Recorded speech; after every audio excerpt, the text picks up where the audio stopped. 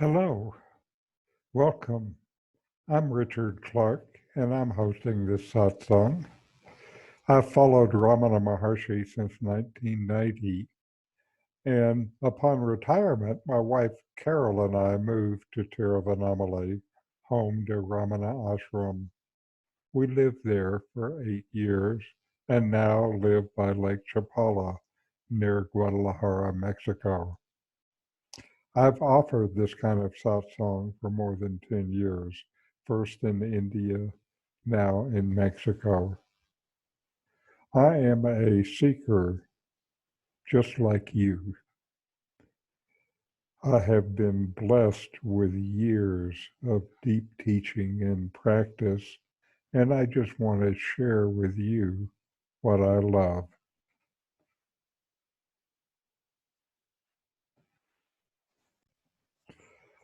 Now, this is a Ramana Maharshi self-knowledge satsang.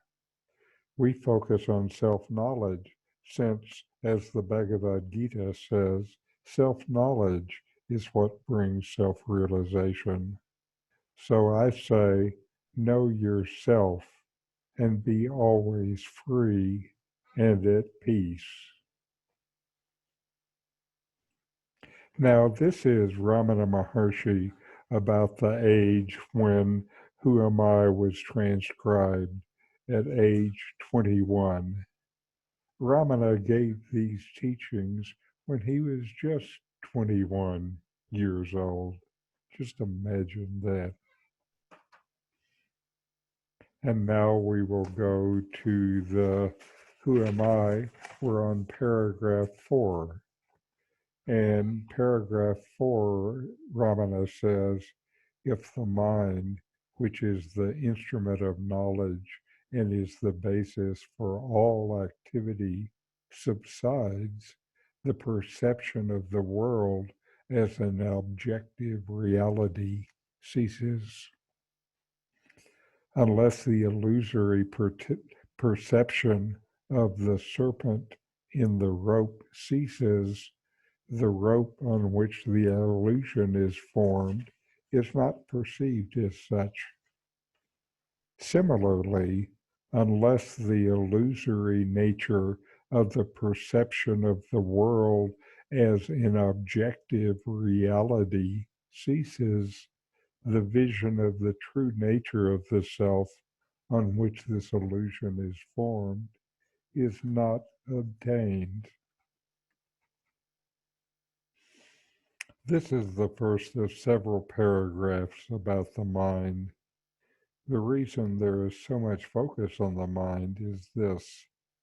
The self is, it is at the base of our experience at all times.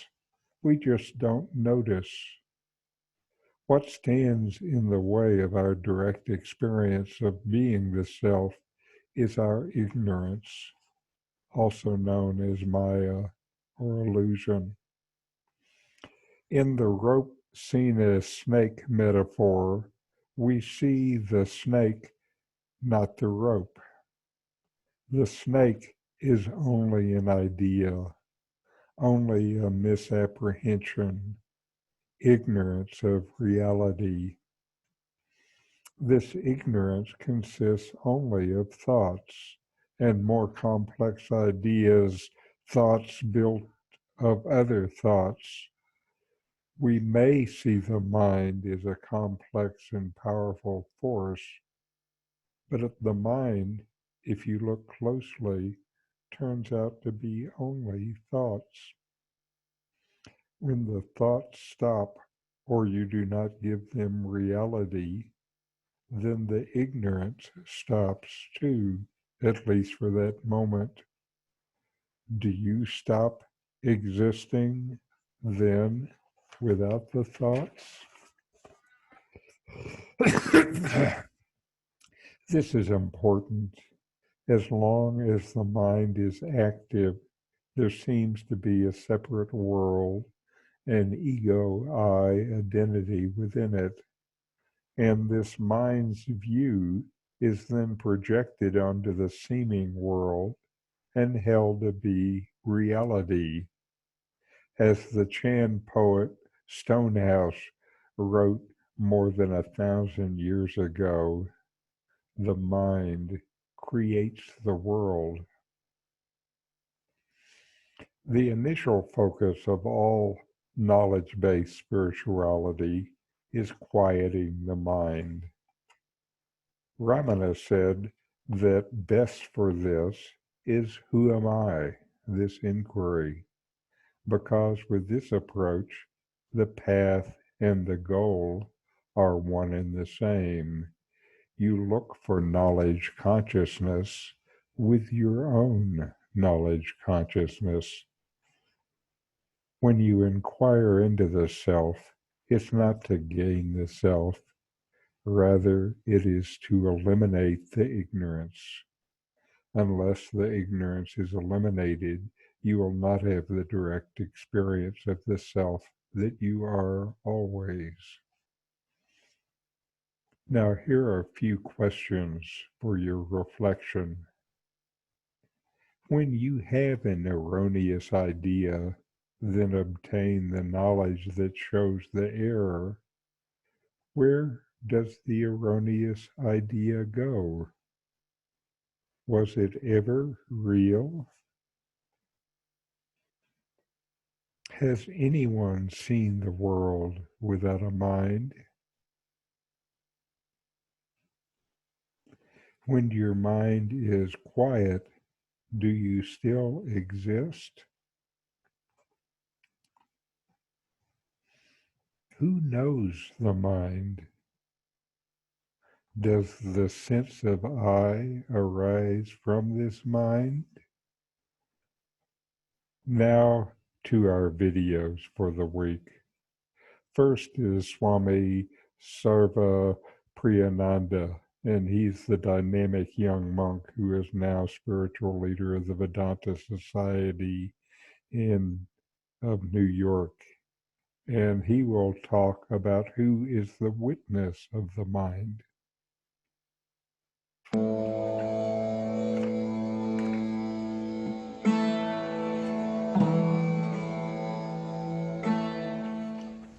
We have several questions prompted by your lectures on Drisha Viveka. The first one is from Manju. According to the Drisha Viveka, the mind is observed, and I, the witness consciousness, am the observer. Hence, the mind is the object, and I am the subject. But without the mind, this knowledge of object and subject cannot take place. Does this mean that the mind is the subject and object at the same time? It contradicts the principle of observer and observed being separate as per Drisha Viveka. Okay. Manju, you have put the question very well. It's a good question. If you think seriously about these things, this question has to come. You know what the question consists of? Drisha Viveka says the observer and the observed are separate. Clearly, it works very well when you say, the first verse of the Drisha Viveka says, the world of forms is the observed and the eyes are the observer and they are separate. That's different, this is different. Clear enough. The eyes are the observed. You know, your eyes are open, closed, you need glasses, all these things you know. Who knows? The mind knows. And the eyes and the mind are separate. You are the mind watching the eyes. Clear enough.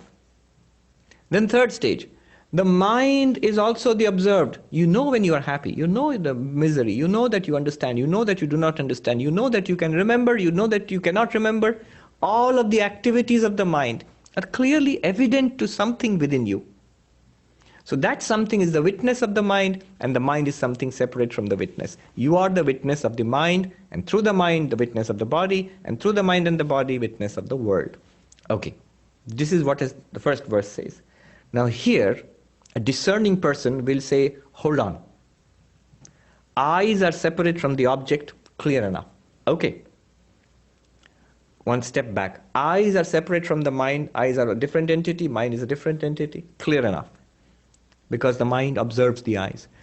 But the thoughts of the mind are evident to me Isn't it the mind itself observing the mind? Why are you saying that there is a witness apart from the mind? Right? That's the question. It's an important question. If you actually understand the question, you are halfway towards enlightenment. And if you get the answer to the question, you are enlightened.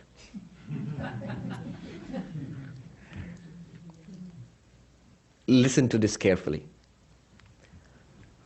The mind can observe the mind. Why? How? You see, what's the function of the mind? What's the function of the eyes? To see. What's the function of the ears? To hear. What's the function of the mind? To think. The eyes see. See what? Forms. The ears are used to hear. Hear what? Sounds. The mind is used to think. Think what? Think about anything. The mind can think about the world. It can think about you. It can think about this place. But the mind can also think about other thoughts. I am so unhappy. Now I am stewing in my own unhappiness. That unhappiness is where? In the mind. And when I reflect upon my unhappiness, mind is thinking about the unhappiness. The mind itself thinks about the unhappiness in the mind. So the one thought is thinking about another thought. Are you with me so far? This is called introspection. It's called introspection. And remember, it's a function, a capacity of the mind. It can think about the world outside, it can think about the mind itself. Mind can think about other parts of the mind. One thought thinking about one thought being about another. Thoughts are always about something. That something could be external, it could be internal also. When it is internal, the word you use is introspection. I'm introspecting. I'm looking into the contents of my mind. It is mind-watching mind, clearly. It's one of the functions of the mind. But note that you are not always introspecting. Are you always looking into the contents of your mind? You understand the question? Sometimes you are absorbed in the world. When you are watching an absorbing game, when you are listening to an absorbing talk, you are not looking into the thoughts in your mind. You should be absorbed in the object. And somebody is performing, a skilled surgeon is performing a difficult operation for hours together. The mind is completely absorbed in the action. He better not be introspecting. What are my feelings like? Am I watching the breath? No. Keep your mind on the operation. Okay, now we are ready to answer the question. When you are not introspecting, that means when your mind is thinking about something outside, other than your mind, absorbed in something outside. This experience, did you experience it or not? You're not thinking about it, but did you experience it or not? Now there'll be a sound. Did you hear it? Now when you think that I heard it, you're getting a memory and thinking about it. But when you heard it directly, it was a direct conscious experience, right? Were you thinking about it in your mind? No. You heard it directly as a conscious experience. Your mind recognized it as a sound of clapping. And then when you look inside, okay, I remember I just experienced the Swami clapping his hands. That's the mind thinking about another thought. In both these cases, there is experience. Something is experiencing these things. When the mind is looking and thinking about things in the world, it is experienced. By what? When the mind is thinking about another thought, both of these are experienced. By what? Do you see? That one is the witness. That one is not the mind thinking about the mind. Mind thinking about the mind is one capacity of the mind. It's called introspection. But the witness is what illumines when the mind is not thinking about the mind, a sudden experience of the clap of a sound, yes. Then when you think about that experience of hearing a clap, mind is thinking about the mind, that is also illumined by the same witness. What is that witness?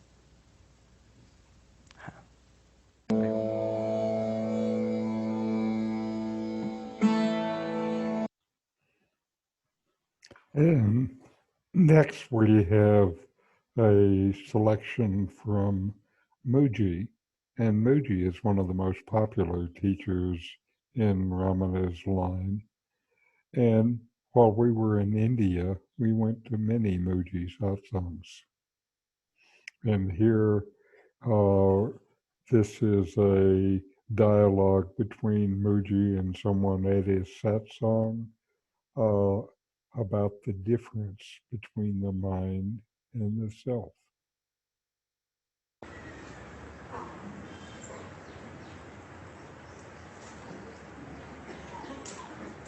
Namaste, Mooji. Namaste.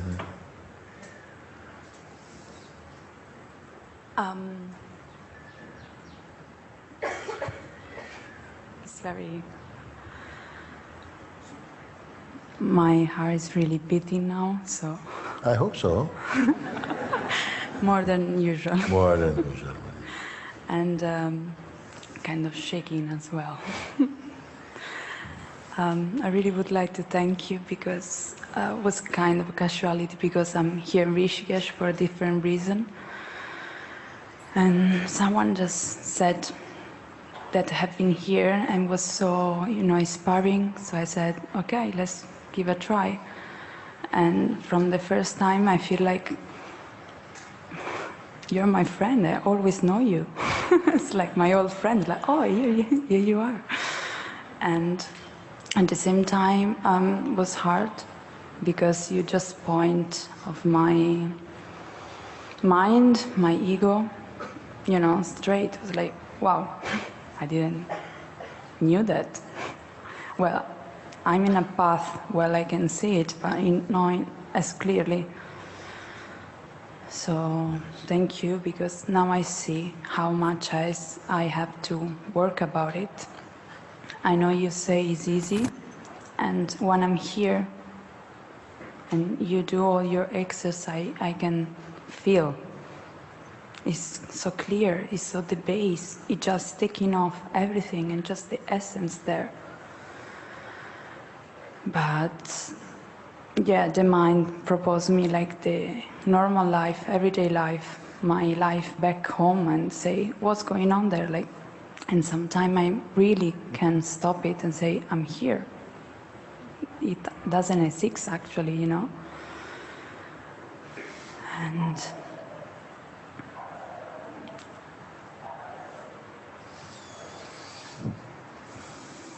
I don't want to paint a picture that the mind is a bad guy.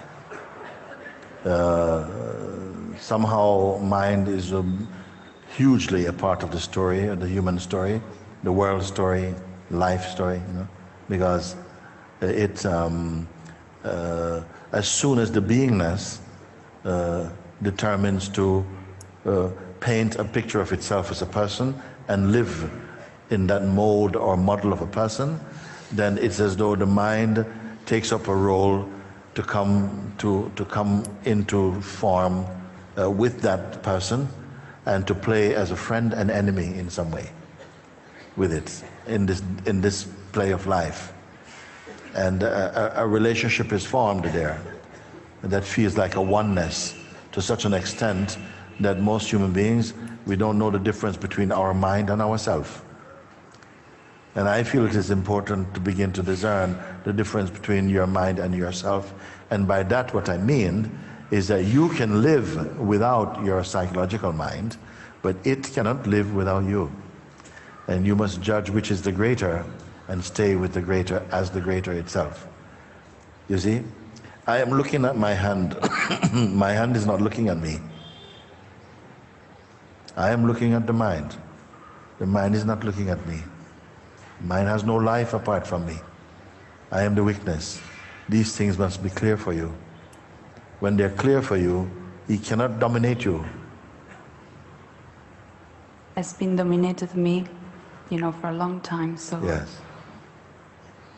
Well, that's also part of the thing that we must transcend. Because in order to play the role of the one who may overcome the mind or be dominated by the mind, you have to take up the idea of yourself as a person. Because only a person can be dominated by the mind. The sense of presence cannot be dominated by the mind. And certainly, the what is cannot be dominated by the mind. So the only thing that can be influenced or distracted or distorted is when the self plays as a person, which is the weakest link in consciousness, I would say, in the human kingdom, is to be only living as the person, which is a form of consciousness, but it has so many idiosyncrasies, so many qualities, so much inconsistency, because it's based its identity and its reality upon the body, upon the I am this body belief, and that I am my conditioning, and my conditioning is the fact of who I am, and its identity develops through this model. And that is the one thing the human being must come to terms with, and to look and to see, is there not more space than that to me? Am I merely the outcome of my conditioning and based upon my body, or is there more room, is there more space whereby the body and the ideation in the body, the ideas I have about myself and so on, that all of them collectively are perceived? Is there such a thing existing? Then, for whatever reason, we come to a certain point where life takes you to the next vantage point, to the next place by which you can begin to see and understand even these things. You come to higher ground, because the consciousness naturally is an evolutionary flow in its dynamic experiencing. It is a stage of growth, as it is for all people, but that only exists in the realm of duality, in the play of existence, as a flow of consciousness in form, energized by the vital force which manifests as the breath in the body.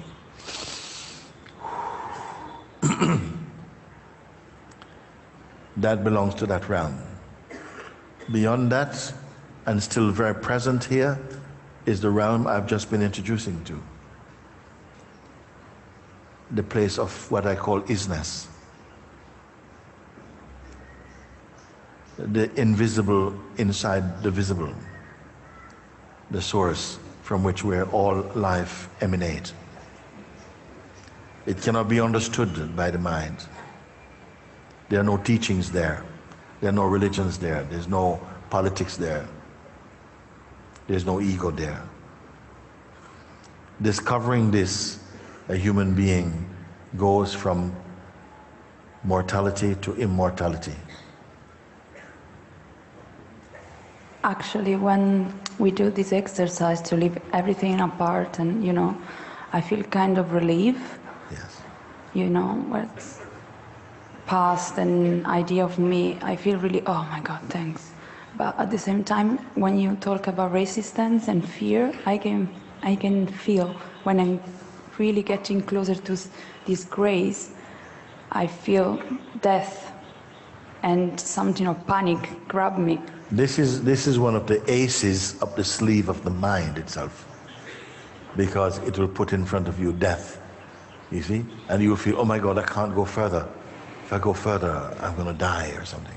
And then we all kind of pull back slowly and says, no, thank you, and you go away. And it worked.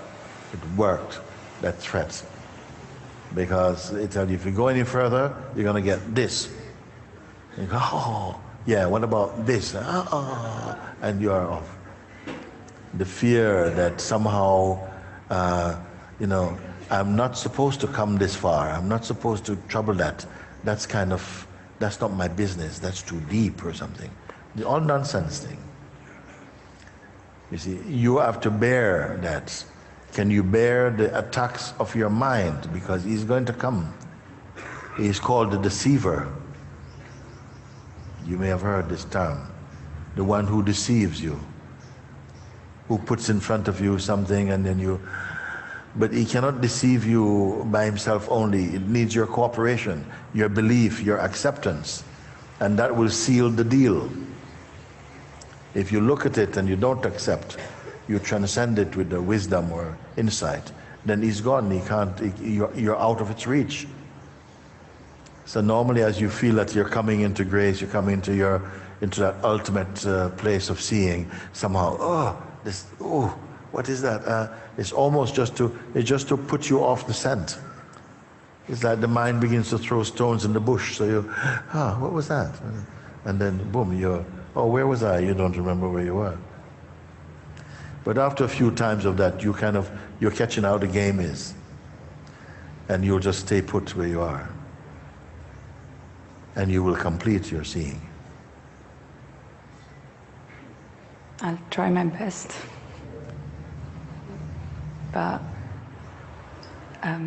probably the last things really fear me that much, because I don't have that attachment to other things. I can leave it, but maybe death is my greatest fear. So probably, how you say, mind, just push the best, It is largely death, because it's a collective fear of humanity, and it's in the air we breathe, this fear. Because why? Because we are indoctrinated into believing that we are merely our bodies, and the body die one day. So, but you're not the body, you're the consciousness in the body. Does the consciousness die? And it's not just something to discuss like this. You must sit, and as you sit in the same place that you've been guided, and you marinate there, you stay there, and you keep just looking and just being, just looking and being. And it is sending up also waves of illumination, and you're just coming to, you stay, you learn to love it. It's like you're really enshrined in this beautiful space, and you're marinating in this, and in some way you're maturing at the sound of speed. Something is going faster than you would when you're learning only from the place of the person. You're cooking in God's minestrone.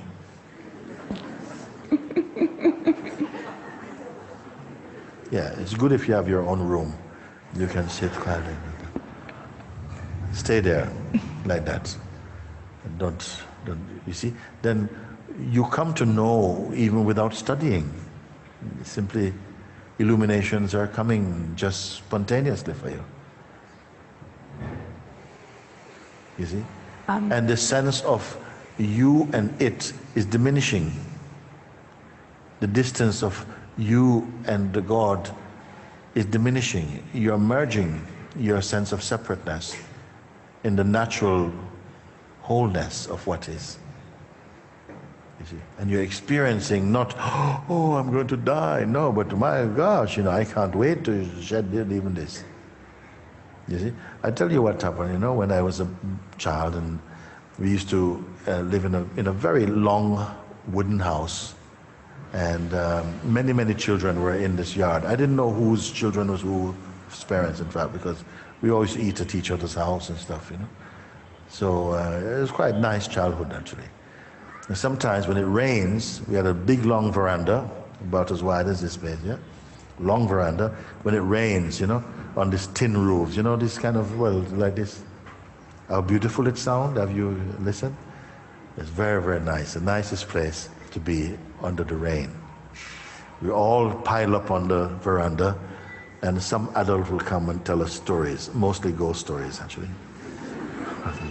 And we all got little blankets, and and we hate it, because while it's going on, we all love it. Then you have to go home, and then so like this. So I grew up, like many children, with this fear that something was going to get you, and you grew up seeing people who have passed away and all of this thing. It's very, very strong. One of my aunts also came from the country with her newborn baby. And I was told I should give up my bed to them, I should sleep on the sofa, and I love my bed. Anyway, they slept on my bed. Next morning, the baby died in the bed. And I didn't want to sleep in my bed anymore. I said, no, I don't want to go. So we had all this kind of stuff growing up. And then one day, now many years later, carrying these type of feelings inside, it occurred to me when I was just in a state of reflection, your last breath, is it in or out? I was thinking of it, the last breath, because so many dead people. The last breath, is it in or out? I said, no, it's out. Wow, it makes such a big difference. I said, can you imagine if the last breath was in? It would mean that somebody took it. I said, oh my God, that's horrible. No, somebody is actually dead in the body, you know. And just little things like this came. These came as kind of illuminations, no? And somehow this kind of, you're out of this. You're not trapped in this body, even while you're alive. So these things, you know, this fear of death and so on, it is one of God's great ideas, because it so terrifies the living beings that it compels us to go in search of that which is imperishable, which is a good thing, because it is findable. And if it was not there, human beings would continue just living like, you know, and you would not have the urge to discover what is greater, because we are quite lazy for these things. The tendency, the compulsion is more towards an attraction towards what is perishable for a long time.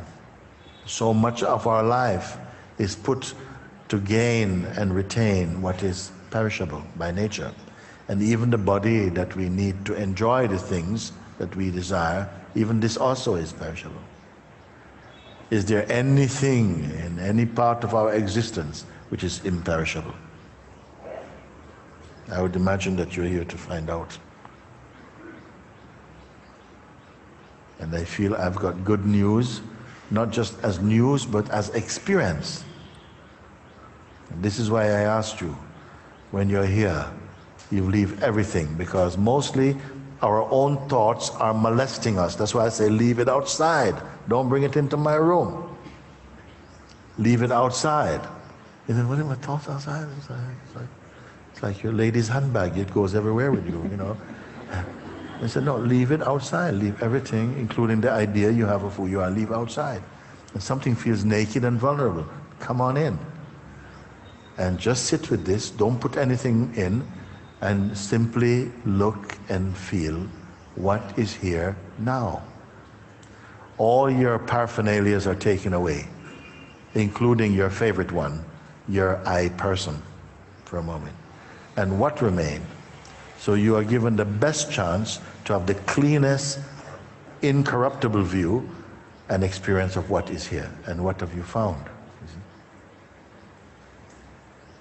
Peace, joy, silence. All of this you found.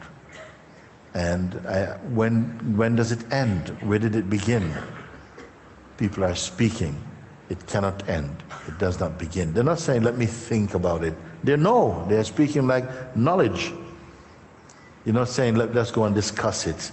You say, from your own, from the center of your presence, you're answering. No, it cannot end. Can it fade? No, it cannot fade. Which religion has it most? Nobody has it. We are it. But it permeates all. Like this, people can answer. When could you answer that before? No, you could not, because you're only perceiving from the place of the person, and the person just speculates, gives opinion. They don't speak from fact or from truth or from direct experience. So this is the type of environment that is here. Peeling away at what is not original to you for a moment, just for a moment, because I said you can take all of it back. You can take all your stuff back. Huh? When you go back out, you take your stuff and bye. You can take if you want. If you don't want, you can go straight out. Or we give you another door, go out another door or whatever. You don't want him back. Or you want it back, or you want a little piece back, you go and do what you want. My work is done. I only want to show you this, take it or leave it. And you seem like someone who would not find it so difficult to go completely, to discover completely. What would you have lost? Just misery. Thank you so much from my heart to, show me that much in such a short time. Yes. And one sentence that really kicked me was like, the only person that can make you unhappy is you. Yeah. Yes. So, thank you so much. Thank you. Thank you. Thank you.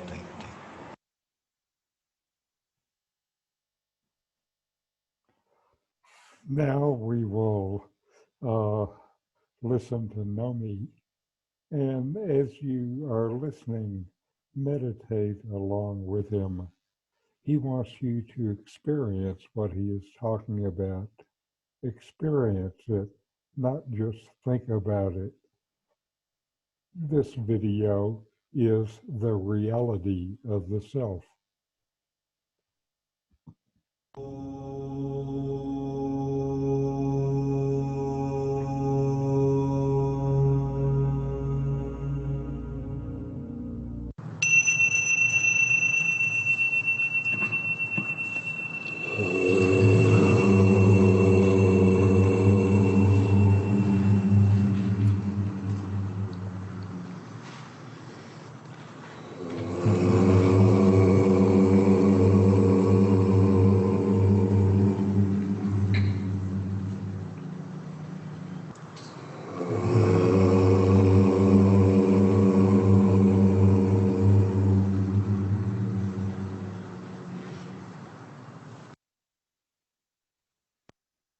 The self is the reality of the nature of absolute, invariable, undifferentiated being, consciousness, bliss.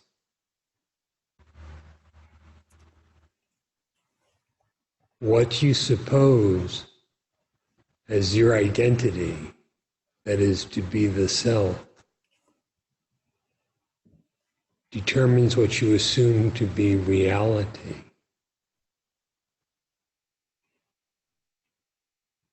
So then,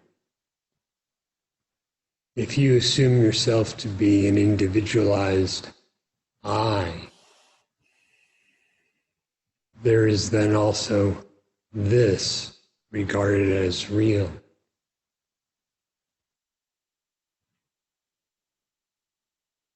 If you assume yourself to be a particularized, individualized mental entity, then thoughts are regarded as real. If you regard yourself as a sensing entity, then sense objects are regarded as real. If as a subject, then an object seems to be real. If you regard yourself as a body, then an objective world seems as if real. In short, if you regard yourself as differentiated, anything distinct from the Supreme Brahman, then you see differences everywhere.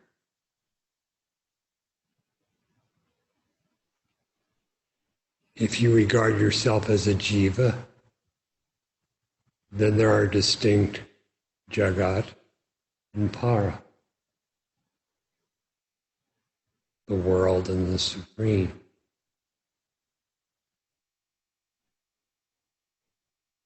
But what is the truth of the self? What in truth are you?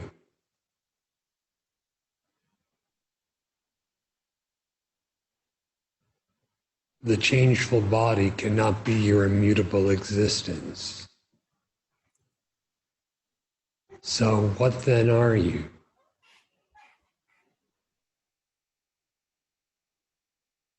The multiple changeful senses cannot be your actual existence, your true nature. So what are you? Thoughts, any number of thoughts, cannot be you who know them all. So what are you?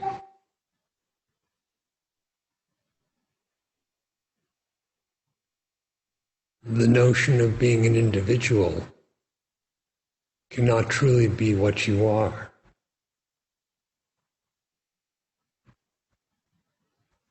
What you are is changelessly so.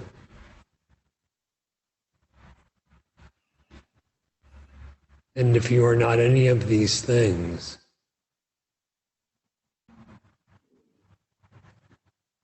what marks you off as distinct from Brahman?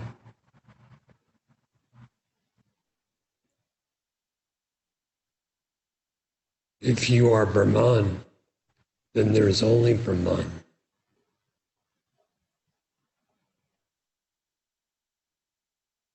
What in truth are you?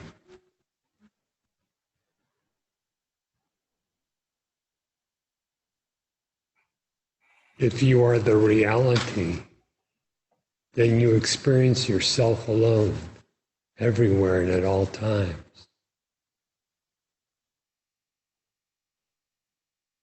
That is the reality. That is pure, undifferentiated existence.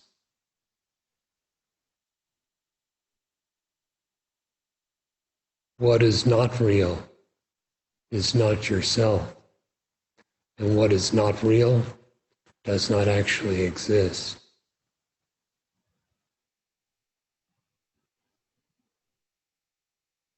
So if you wish to know reality as it is, know yourself.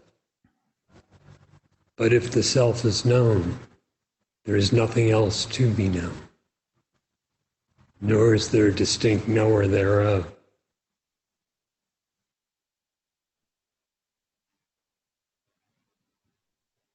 What do you regard as your identity, and what truly is the self? Question yourself. Inquire. Inquire deeply as to who am I?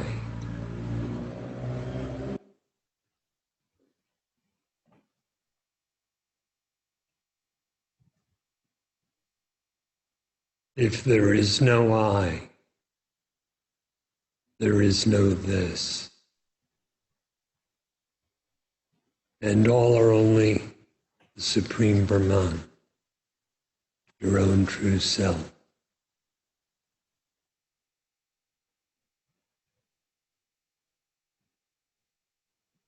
If you are bodiless, you are also worldless, and all that exists is only Brahman, the perfect fullness of your own true self.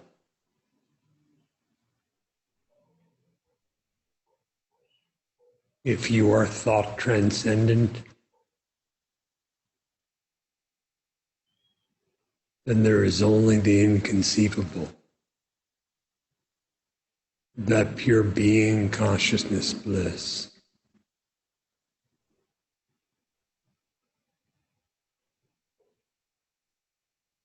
What do you regard yourself as being? And what truly is your being? The self alone can know the self. Nothing else can possibly do so. Only that which is real can comprehend the reality. The unreal cannot do anything at all. How could the unreal know something? Trace knowledge to its source, and you find yourself. Trace happiness to its source, and you find yourself. Trace reality to its source, and you find yourself.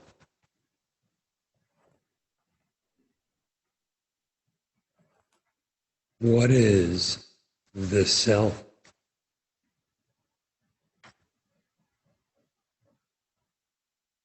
Inquire deeply and know it with certainty. The certainty of self-evident reality.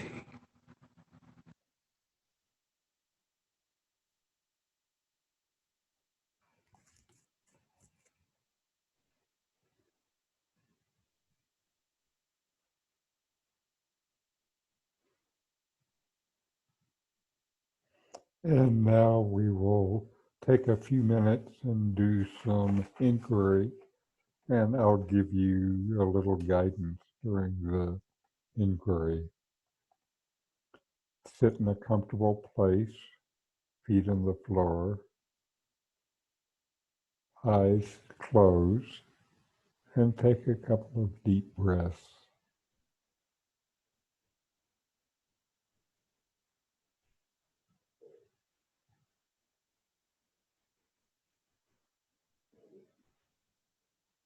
Notice that you exist.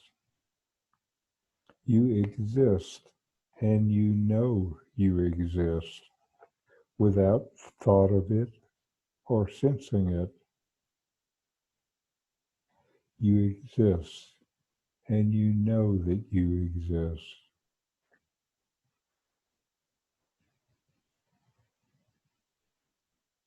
Then inquire within yourself. Who knows the mind? Are you the knower or the known? Do you still exist when your mind is quiet? Since you are none of the known, who or what are you?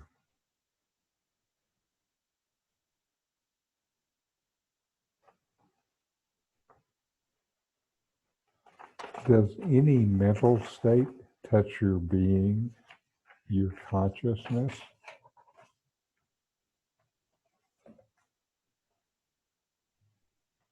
Everything objective, internal or external, gross or subtle, is known. You are always the knower.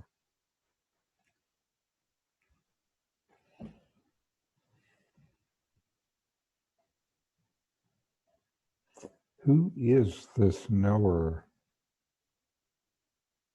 Can it possibly be the mind, since the mind itself is always known?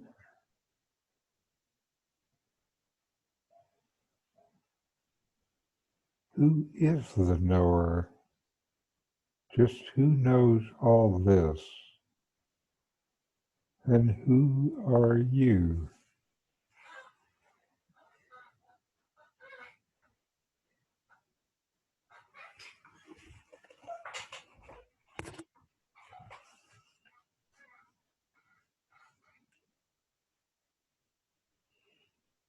Who am I? What's the nature of my existence?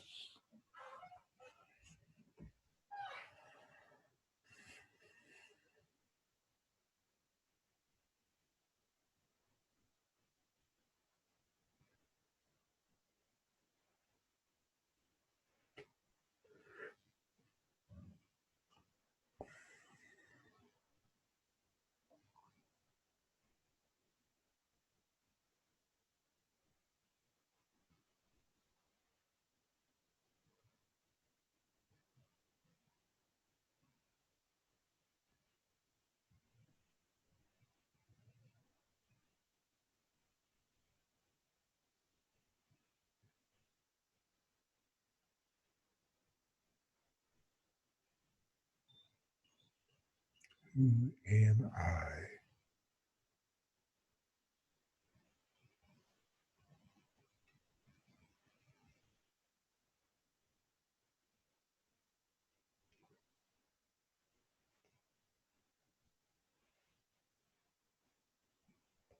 Who knows all this?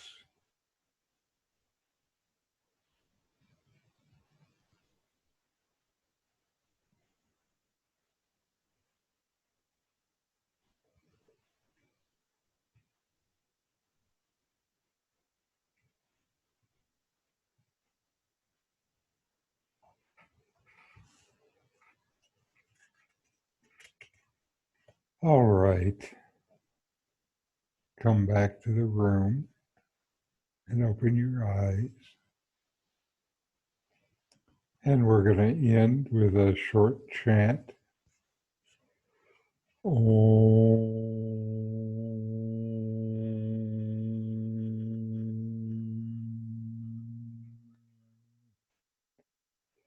Shanti, Shanti, Shanti.